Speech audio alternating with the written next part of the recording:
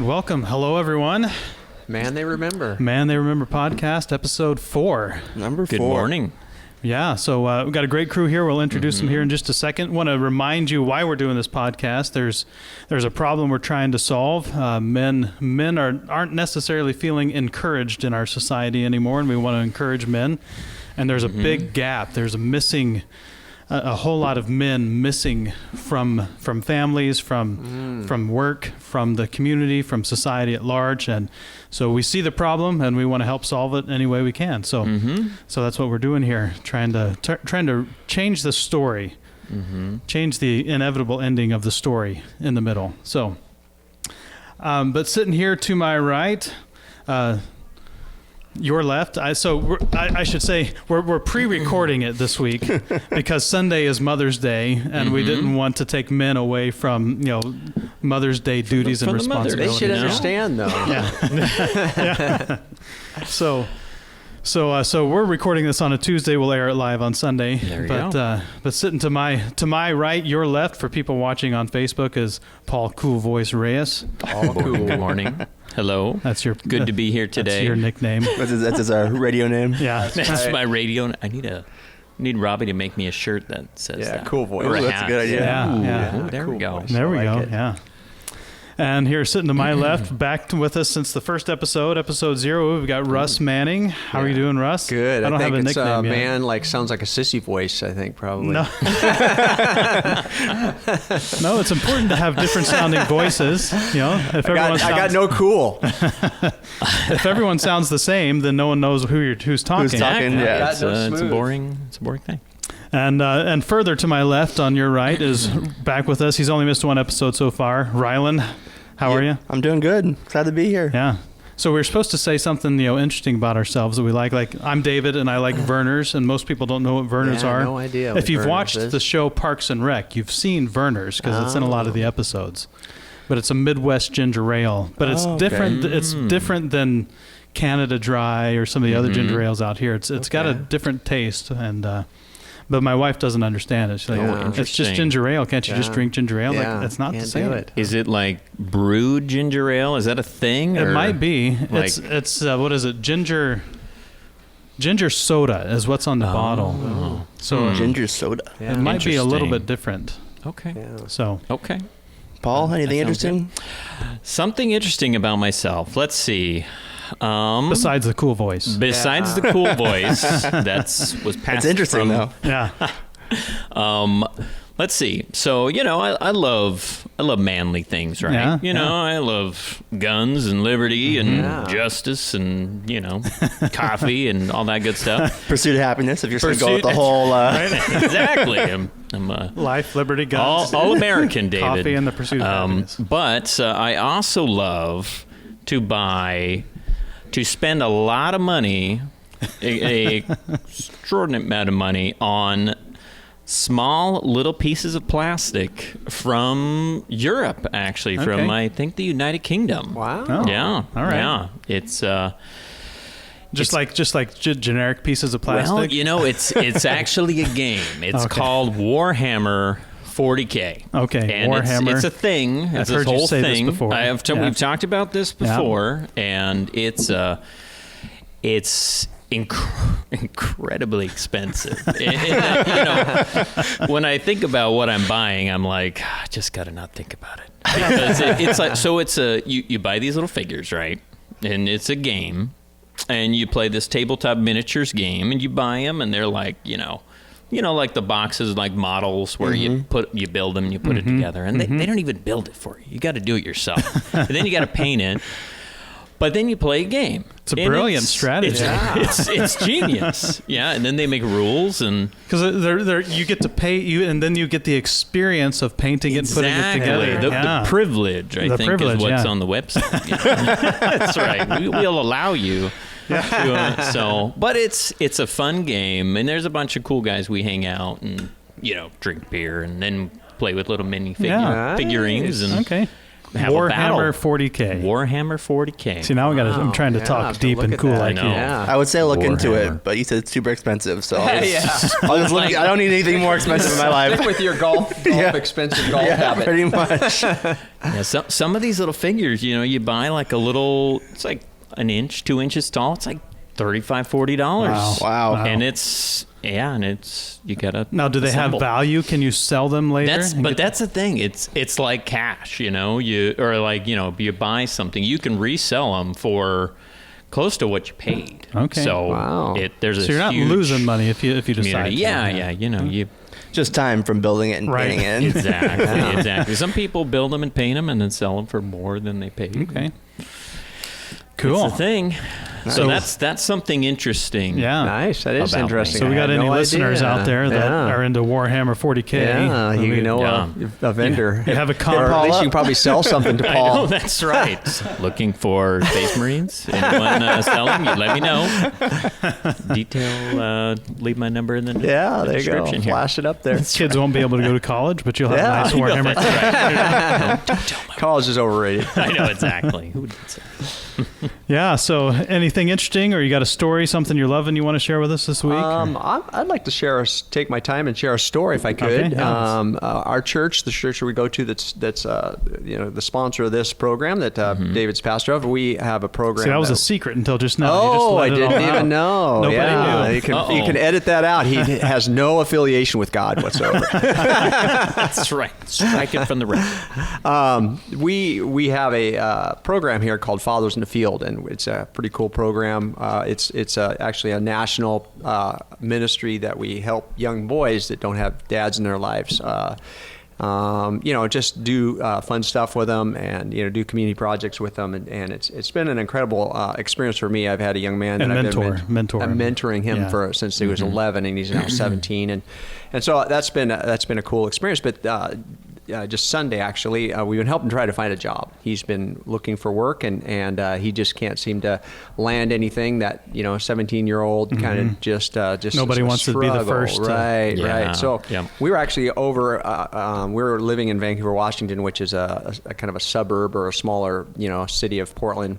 Now you're going to offend all the Vancouver listeners. Yeah, We're not see? a suburb Yeah. of Portland. Don't affiliate us Hold with on now, Portland, right. please. Yeah, we were affiliated. Now we don't want There's to be. water that separates It's us. right. Clear. I'm just Different Clear state, board. different I'm never government. going to get invited back to this. It's going to be great.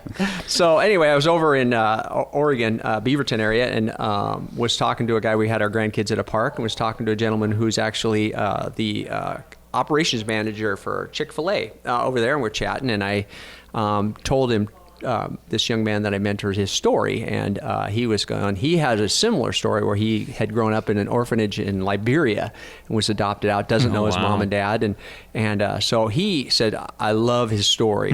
I said, I don't particularly have control over hiring, and he hires all the people over in his Right. over in Oregon, In Portland, but he yeah. said, I know the gentleman over there, and we'll get him a job. So that was a super Yeah, cool that's connection. amazing. So That's awesome. he sent me the application today, and he said he's sending in a good word for that young man. Great.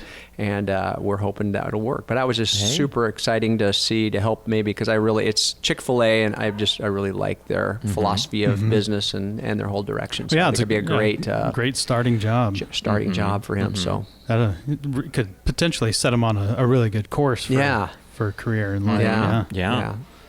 Yeah. By the way, if you hear some background noise and you hear some people talking in the background, we got food pantry going on right now. So you might the non-church. This isn't a church. you might hear some numbers being yelled out and things like that going on. But 47.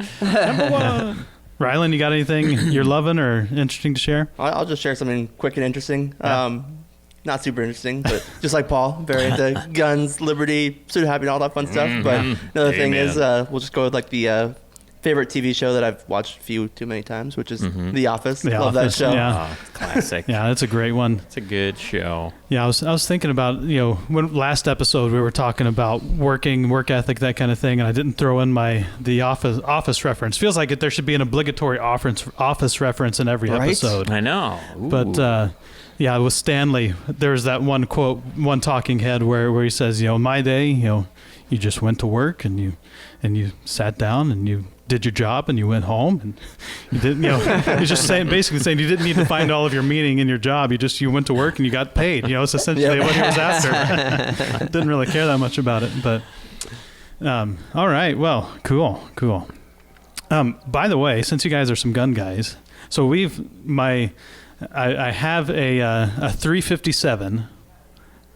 And it's a long-range gun, right? I don't know anything about guns, so this, but I can't find ammo. So, well, that's just in general right now. Yeah, right. Yep. But there's a guy we know. You guys know this guy that has some ammo. I won't mention his name because he wouldn't be comfortable with that. But so he said he's got some 38 caliber, which .38 is what he said. Okay. Does that work in a 357? I don't know anything about guns. If he says it does, I'm sure it does. I have no idea. I mean, for that you can one. always just try it and see how it goes. Wow. And you'll know real. Because we've got some coyotes that have been digging at our chicken run and tormenting And of neighbors. course, you're just going to shoot over cattle. their head, right? The coyotes? Yeah. No. No, sir. No. These coyotes are going to go away one way or another.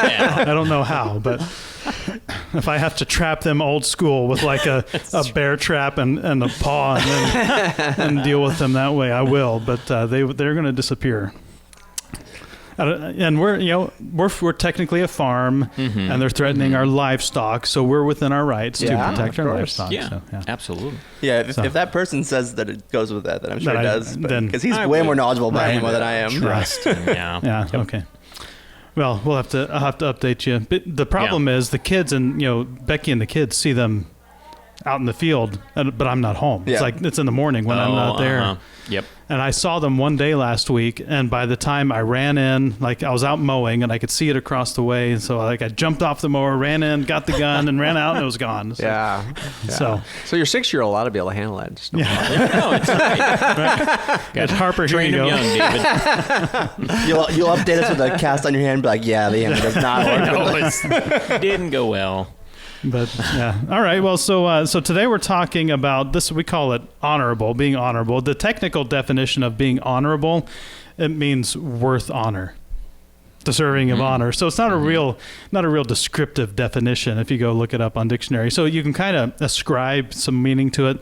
So we talk about it in terms of being honorable, accountable, responsible. That idea. If you're an honorable man, you're accountable, you're responsible. If you say you're going to do something, you actually follow through and do it. So that's kind of the definition of it. I got a story I'd like to read to kind of start us off. From this little book, 21 Qualities of a Leader, John Maxwell book. He's good at incorporating stories. It's about the Battle of the Alamo between American settlers and the Mexican army. In late February, several thousand Mexican soldiers under the command of Antonio Lopez de Santa Anna marched on San Antonio and laid siege to the Alamo. When the Mexicans offered them terms for surrender, the rebel defenders held firm. And when the enemy told them they would be given no quarter if they fought, the Americans would not be moved. When it became certain that the battle was inevitable, the Texans sent a young man out to try to bring back reinforcements from the Texas Army. His name was James Bonham. He slipped out of the old mission at night and made his way 95 miles to Goliad for help. But when he arrived, he was told that no troops were available. For 11 days, Santa Anna pounded away at the Alamo, and on the morning of March 6, 1836, the Mexican army stormed the old mission. At the end of the battle, not a single man of the 183 defenders lived, but they had managed to take 600 enemy soldiers to the grave with them. And what happened to James Bonham, the messenger who had been sent to Goliad? Well, it would have been easy for Bonham to simply ride away, but his sense of responsibility was too great. Instead, he rode back to the Alamo, made his way through enemy lines, and joined his comrades so that he could stand, fight, and die with them. Wow. Though the Americans were defeated at the Alamo, the battle was the turning point in the war with Mexico. Remember, the Alamo became the cry in subsequent battles, rallying support against General Santa Anna and his troops. Less than 2 months later, Texas secured its independence. That's quite a story. Wow. Yeah. That's good. So,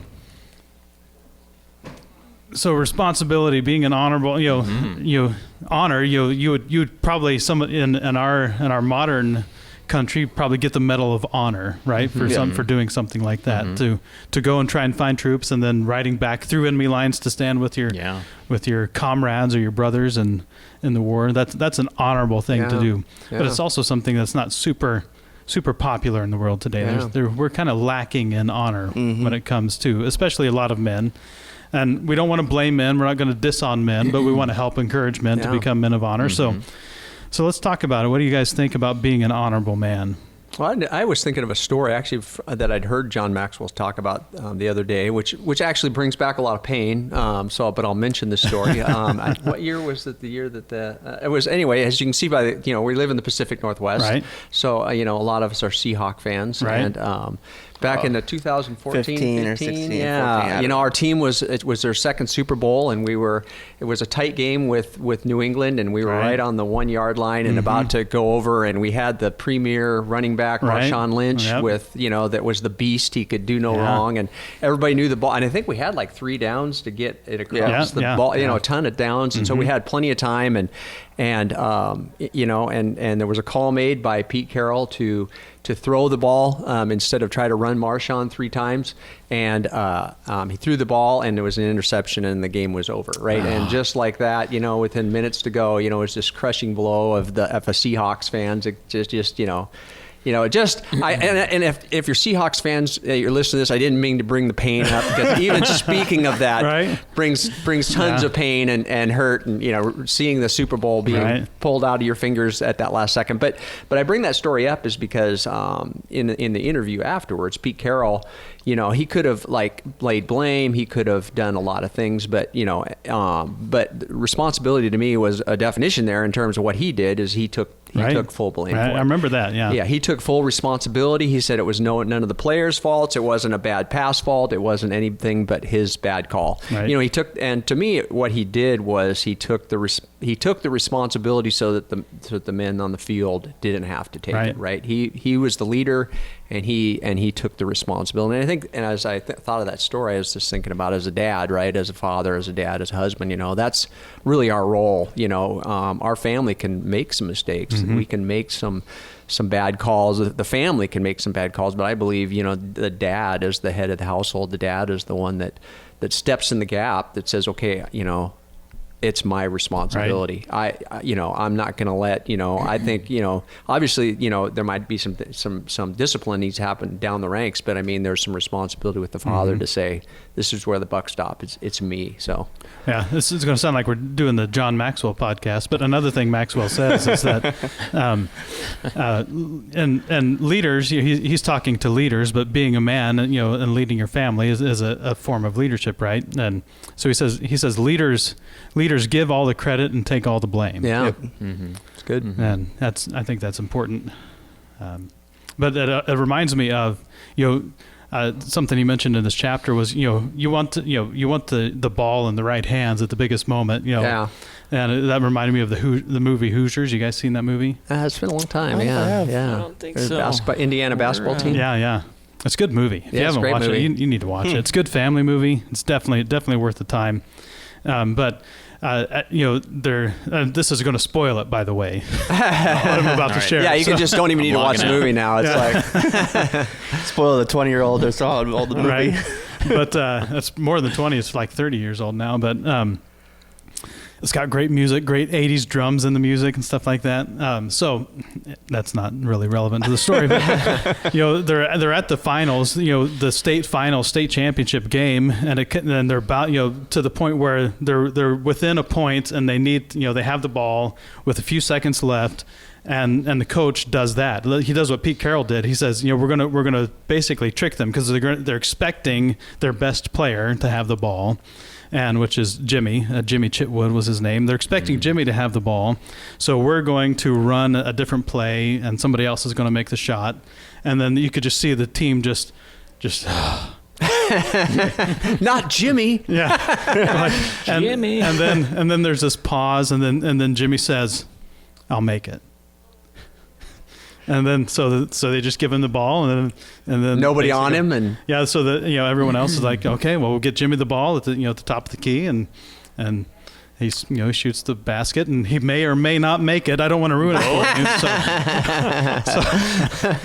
The cliffhanger. That's Right. it. That's We're right. watching that. It does tonight. it hits the backboard and Yeah, hits the rim, right. rim, In and out. and out. air ball. That was terrible. Yeah, just straight up, just full on misses. Right. So, but yeah. Yeah. What other thoughts you guys have? I got some quotes here. They can kind of guide our discussion. But what other thoughts you have about honor, responsibility, accountability, trustworthiness? Yeah, I think we definitely live in a generation or a culture that kind of passes the responsibility on to whoever they can pass it to. Right? We have a culture of not wanting to take any personal responsibility for your own actions. Or I'll just use an example, right? And I'm not gonna say any names, but we work with a guy that he does a lot of nothing throughout the day, and when you talk to him, he's like the hero of every story he has, right? Like he's like, yeah, they needed me, and I came in there, and we're like, well, why didn't you come help with this? Well, I had this to do and this to do. Like he just takes no responsibility for his action, right? He thinks that he's all that and a bag of chips, and Right. You're like, where were you when we actually needed you? Oh, I had this going on. Right. At the orphanage. Yeah. Helping the children. Well, Haddon Robinson, he said, if you want to get rich, invest in victimization. It's America's fastest growing industry. Yeah. Yeah. I mean, we've got a big victimization culture. I mean, nobody's responsible for anything. It's always somebody else's fault now, right? Yeah. It's hard, isn't it? It's hard to be, especially when something comes your way and you know that it could have a lot of ramifications. I'm not saying this is easy. You know, like Pete Carroll to stand up and take the blame, you know, and it'd be easier just to not say anything, right? To just maybe just kind of, you understand you're the one, but you don't maybe say that. You I mean, it's easy. Like I said, Rylan and I work at the same place, and it's easy, something comes down and something gets damaged and or something doesn't go right, and it's easy to not want to pass the buck. Yeah, on pass the someone buck. else. It's like you understand that there may be some serious ramifications behind being responsible, right? And so it's not just like, okay, well, yeah, good job, you're responsible, and sometimes there's some consequences that go on with holding responsibility. So. Right. Yeah. It's almost like a dying breed, to be honorable, to be responsible. Like you think about how society's slowly changing, blame gets shifted. I'd like to think I'm an honorable man, I'm responsible, and I do things that I should, but then look at the guy at the Alamo. Yeah. I'm like, well, Paul, would you be that honorable? Yeah. Jump back in there? Right. I'm like, I tried to get in there. I couldn't make it. got stuck at the border. Guys. Gave my passport. So Sprained my ankle on the way back. I couldn't make it. First came up lame. I tried my best, but that's when it really comes down to Yeah. it. That's when it's tough. Right. To be honorable is tough. So, but Yeah, I asked myself the same question, especially, I can't imagine myself being in a war, being a soldier of any kind. And I don't think I really have to worry about that. Pastors are exempt from the draft and that kind of thing. So I'm not saying that's why I became a pastor. I see. But thinking about that, I like watching some war movies. I don't like war movies like my dad likes, the really old black and white ones. There are a few of them that I like to watch, but like Saving Private Ryan, you watch that movie and like that's one of the things I'd like us to do in the future is watch some of these guy movies like Saving Private Ryan and then talk about virtues that you see in them. Yep. And they were honorable men, right? I mean, they all wanted to go home. They all wanted to give up on the mission. They didn't see why Ryan's life was worth their life and that kind of a thing, but they no one quit, right? Yeah. They just kept going until they found him and ended up eventually, I think all of them, right, give their lives. Except for Ryan. Yeah. Right. And so, it's definitely hard to see in our culture, but it's also hard to see in families anymore. We've got kids, and a lot of us have kids around this table. And the temptation, and I think in our culture is, you've got a kid that's misbehaving, you've got a kid that won't pay attention in school, won't pay attention in class, that isn't doing his work or whatever, and we want to say, well, the problem is he's got ADHD. He's, you know, it's just, there's something wrong with him. When the truth is, it's parenting, right? I mean, in most cases, not every case is not every case, because there are issues. There is legitimate ADHD, but not every kid has ADHD, and a lot of us have just kind of have punted on parenting. Yeah. It takes, you know, stuff like that. It takes a lot of effort and time, and, you know, really trying to think, you know, how can I help that kind of situation, and yeah, as a dad, it's hard. So to, you know, kind of punt that away can be a natural instinct that, you know, there's some things that I've felt that, we got to get someone to work with him on that, you know.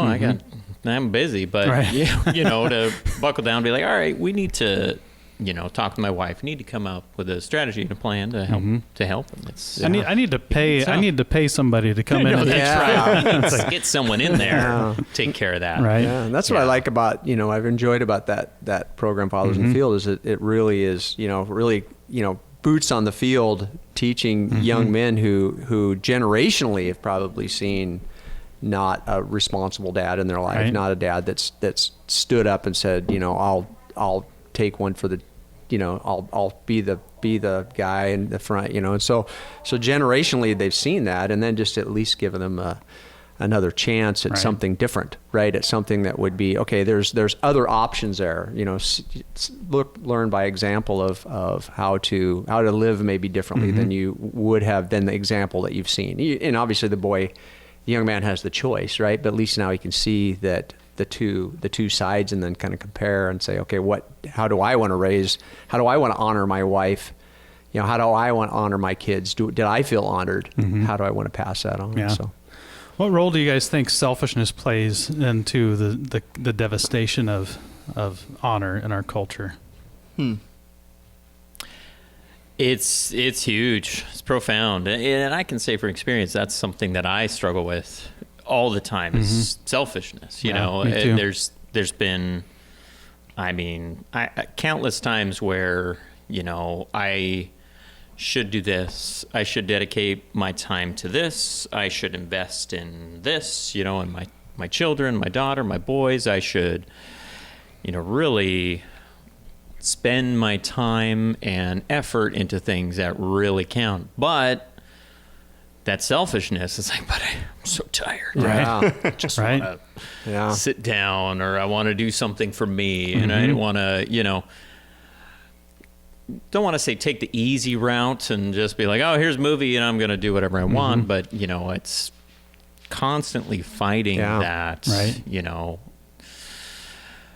what can I do to better spend my time? I think I find lately that's my biggest, you know, currency that I figure out how to spend is my time, because it's so limited. So taking that little bit of free time and like, okay, maybe I need to invest in this relationship that I haven't had enough time for lately. And so selfishness, it really pulls a man away, I feel like, from honorable actions and things like that towards, you know, yourself. And that's one of the things I really detest about sports, you know, current sports, just all professional sports, you know. Anyone who knows me, I'm not a big LeBron James fan. Even though he's from Ohio, and, you know, he was a big deal. You know, it was after I had already gone to college, so he was in high school, and I remember my brother talking a lot about this kid, you know, how awesome he was, and blah blah blah blah. But so I should have some kind of affinity for him because he's an Ohio boy, but I just don't like it. You know, I just don't have any appreciation for people that call themselves the king. And just kind of you say, well, I'm going to go and he's good and it's working. I mean, but I'm going to go to this team and we're going to win championships because I'm on it. You know, and it's like, I mean, what about the rest of the team? I mean, because as far as I know, there's still always 4 other guys on the court with you, you know, that are making it possible. I've never yet seen a professional one guy take on 5 guys and win. I just haven't seen that happen yet. So it's a struggle for me. But. I'm very similar when it comes to sports. I love sports, but my favorite athletes generally tend to be people that are like good people on and off the court or on and off the field, like people that show character and show responsibility for their actions. And so I've always been a big Russell Wilson fan, even though he hasn't done everything that I've necessarily approved of, but still just the fact that like when he's done on the field, it could be like the worst game he's ever played, and he steps up on that podium with a good face on his, like a good face on, saying, you know what, no, this was on me, like Pete Carroll does. He's like, this is on me. I'm the quarterback. I was one who was leading this team on the field. My guys did the best they could. I was making bad throws, making bad plays. Like this loss is on me. And that type of character is what I respect when it comes to an athlete. Someone that gets up there and is like, yeah, my wide receiver wasn't taking the ball, and it's just everyone else's fault. And I can't stand that stuff. And he stayed in Seattle even though they refused to build an offensive line to defend him. So, I mean, that's honorable. Yeah, that's true. Like he's running for his life every game. Every game. But he's still there. It's here's another quote that I wanted to share with us. When an archer misses the mark, he turns and looks for the fault within himself. Failure to hit the bullseye is never the fault of the target. To improve your aim, improve yourself. Gilbert Arland. I've not done a whole lot of archery, but I echo the sentiment. Like, if I miss the target, I don't automatically assume there's something wrong with this bow. There's something like I must have gotten a crooked arrow, or something like that. But I have to say I've done some archery and stuff like that. So you understand that it's okay. This is definitely me, but there's times it's like, the sun was in my eyes. No, there's something in, bit me in the leg. Wasn't my fault. I think as we're talking about honor and respect and taking responsibility again, and we're trying to talk about men things, right? It's really just that whole, because we're except for Rylan, the three of us are married, and it takes quite a bit of owning the argument or owning our own responsibility as a husband, right? Paul really did a great job of talking about the kids and owning that, but even as a husband, it takes a ton of responsibility of just saying, okay, we get into a disagreement or something, and no, but I'm right here. Right. I was right. What are we talking? That's what I wanted. So I was getting ready to say. Right. I this is obvious, cut and dry. I am right here. But just that whole. Wait a second. But I think the responsible thing is to okay, come back and say, okay, how do we, just say, okay, let me own what I did wrong here, right? And not blame, but if you hadn't, kept, bugging me, or if you would have just, if you hadn't kept just nagging or whatever you want to say, but if you had stopped, just to say, no, I need to own, I need to own what I did, right? And just stopping, and that's hard, that's hard. And it's, it's blaming the bullseye, right? It's like, we don't want to, and I don't want to, as a man, as a husband, like I don't want to admit my fault. I would much rather point out someone else's fault, or point out, prove in the argument that I'm right, here's why. You're wrong, and here's why. I know. This is cut and dry. Right? So many talks. You're just like, all right, we're just gonna clear the air. We all really know whose fault this is. Not gonna name any names. Just getting that out of the way. Now let's talk. It's like, let's fix it for the future. Let's unpack the whole thing and then learn from it. No, that's right. But the struggle. Yeah, so we're going to start turning here towards wrapping things up. I want to talk about passing this on to the next generation. I want to work on working that into our conversation on a more regular basis because that's kind of core to this project working. Is we don't just need to build up the men who exist right now, but we need to make it a practice of building up the next generation of men. And there's a poem I want to read. This may not resonate and connect with all guys, but I know we've definitely got some artistic guys out there. Poem doesn't necessarily. Yeah, so this might not be something, but it's a good one, right? So this is a good one for men. This is by Will Allen Dromgoole. All right. An old man going a lone highway came at the evening cold and gray to a chasm vast and deep and wide, through which was flowing a sullen tide.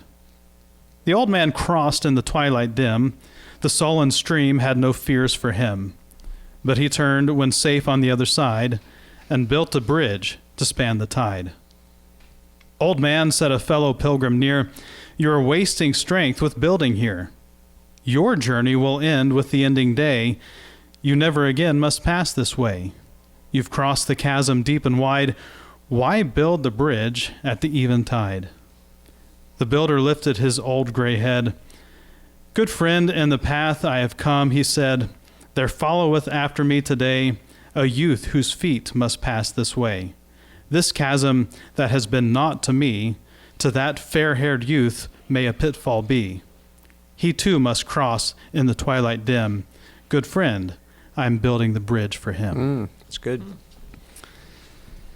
And I think with what we see with fathers in the field, there's a big missing component of building the bridge for our sons, for our children when it comes to honor. So how can we practically encourage the next generation around us, whether it's our own kids or whether it's kids in our lives? I think there's a big important part of raising kids that's kind of also gone missing in our modern culture, where we think it's just on me and my wife to raise our kids, and we don't incorporate people outside our family to build into our kids as well. And so how do we do this?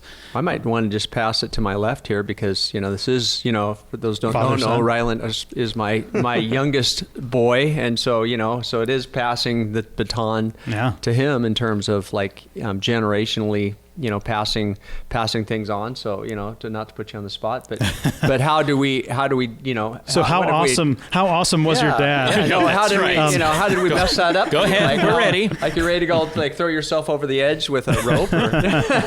AKA, I got nothing, so go, That's right. go for it. He's going over.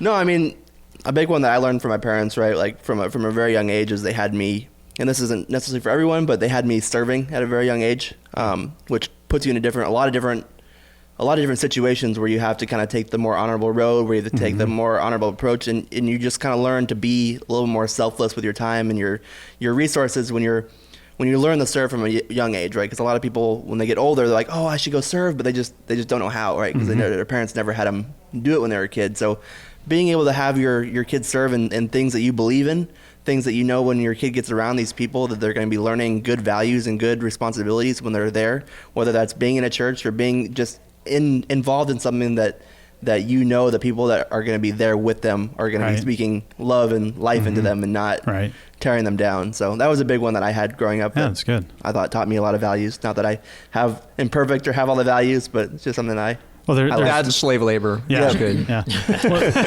Well, there's no shortage of opportunity to serve. No. I mean, and whether it's church, churches like ours that have a food pantry, but there's Salvation Army, there's Open House. There's a lot of places around right now that need volunteers. Yep. And most volunteer organizations have an aging volunteer group, and that's a problem nationwide, where almost every volunteer organization is facing the problem of our volunteers are getting too old to do this, and the next generation has not yet stepped in to help.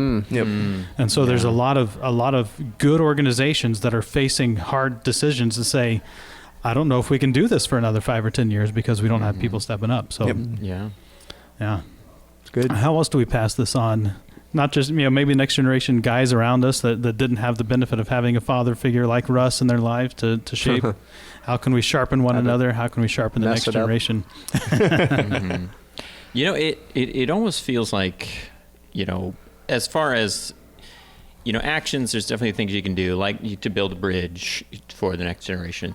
It's great. For me, a lot of times I think, how can I really set up the next generation? And it's almost like you need a change of heart, because, to do certain actions is good, but, for a man, a person, for someone like me, when I think, what could I do? Just changing my heart, my mindset, and the things I do to try to, model what, building a bridge, right? To do an action that well, this is going to do me no good, and I'm going to have no gratification from Right. this. Yeah. But it's really setting up, those who come after me. Yeah, if there's nothing in it for me, why would I do it? Exactly, Yeah. exactly. It's that change of heart that really helps you to change your thoughts, your actions to, okay, I'm not just living for myself. I'm living for, those who come after me, those who will follow in my footsteps. And what could I do on an everyday basis to really help them along? So it's a change of heart for me. Yeah, it reminds me of that scene from Remember the Titans when they're at camp and it was Gary Brashear, was that his name? Gary? It wasn't Brashears, that's a local guy. Gary something or other in the movie. You know what I'm talking about, right? The guy it's the one that crashes his car in Remember the Titans. It's been a while. Oh, yeah. Was that with Denzel Washington? Yeah, it's got Denzel Washington. Yeah, It's a yeah. fantastic movie. Great movie. Yeah, really good. There's an interesting story behind that movie. That movie came out the week that we were on choir tour, one of the years I was in college. And you stay at host homes when you're on choir tour with people. And everyone in the choir watched that movie almost every night of that tour. Because they were like, hey, we got this great movie. It just came out on DVD. You want to watch it? There it goes. So we all Big watched yes. it. We had it all memorized by the end of the Nice. week. But there's a conversation happening, and one of the guys, he's saying, "You want me to kill myself for the team? What team? No, I'm gonna get mine. And that's kind of the quote that he's saying. It's like, and that's the attitude I think we have. It's like, well, why would I kill myself for the team? Why would I kill myself for a group of guys? Or why would I put myself out there and just pour myself out for someone else when it's not going to benefit me at all, right? Like I'm gonna do me. I'm gonna get mine. Yep. I think that's a big part of what's happening right now. Yeah, For sure. Yeah.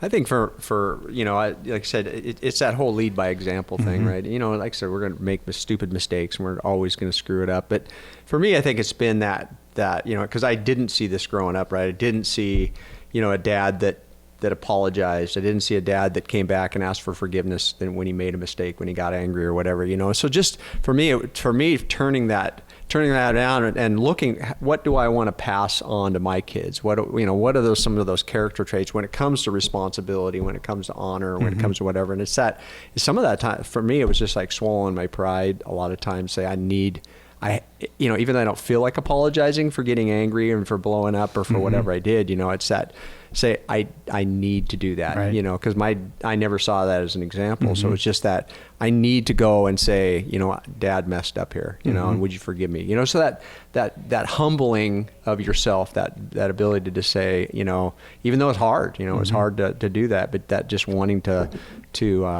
humble yourself and say, you know what, I screwed it up here. Right. I messed it up. Yeah. Well, Maxwell said, people now focus more on their rights than on their responsibilities. And that's very, very much true in our culture today. I think big focus and conversation on our rights. But something I was thinking about is just, people want to be honored without having done anything honorable. Yep. And, how do you resolve that tension? There are men that want to be honored, but what do you honor? Yeah. I mean, and then when you start honoring things that aren't honorable, then you have a real problem. If you reward your eager beavers the same way you do your goof offs, soon you're going to have more goof offs than you do eager beavers. And our culture and society is kind of rewarding the goof offs right now. It's. I saw a meme about that saying like, the fastest way to ruin a good employee is by doing nothing about the bad employees. Right. Yeah. Yeah. So. Well, good discussion. We'll have to circle back to this one in the future and talk about it. Definitely a lot more we can talk about here. But feel free to pass this on to some men and if you've got, if that might be a great way to invest in some other men and say, hey, we found this podcast, or they're talking about being an honorable man, and maybe you listen to it and we talk about it over coffee or lunch or something, or working with guys and pass it on with them and say, hey, let's listen to this and we'll talk about it over our lunch break in a week or so. But join the movement. Don't just listen and consume, but start contributing by inviting other guys into the conversation and helping be a part of the solution to the problem and not just contributing to the ongoing problem. of the lack of manhood in our country. So feel free to help us do that. You can go to mantheyremember.com and mantheyremember.com/podcast. You can see all the places you can subscribe to the podcast right there on that page. And we're available everywhere right now. So your favorite app, doesn't matter what it is, you'll find us there. And then facebook.com/mantheyremember, and we've got a group linked there. We're trying to build a group, a community. One of the things we'll talk about in future episode is the importance of camaraderie amongst the men, that we really need to build relationships and connect with other guys. Can't do this on our own, shouldn't be doing this on our own, even though the world says go do it on your own. You can conquer everything on your own. That's not really true. So but we're trying to build a community and love for you to participate with us there.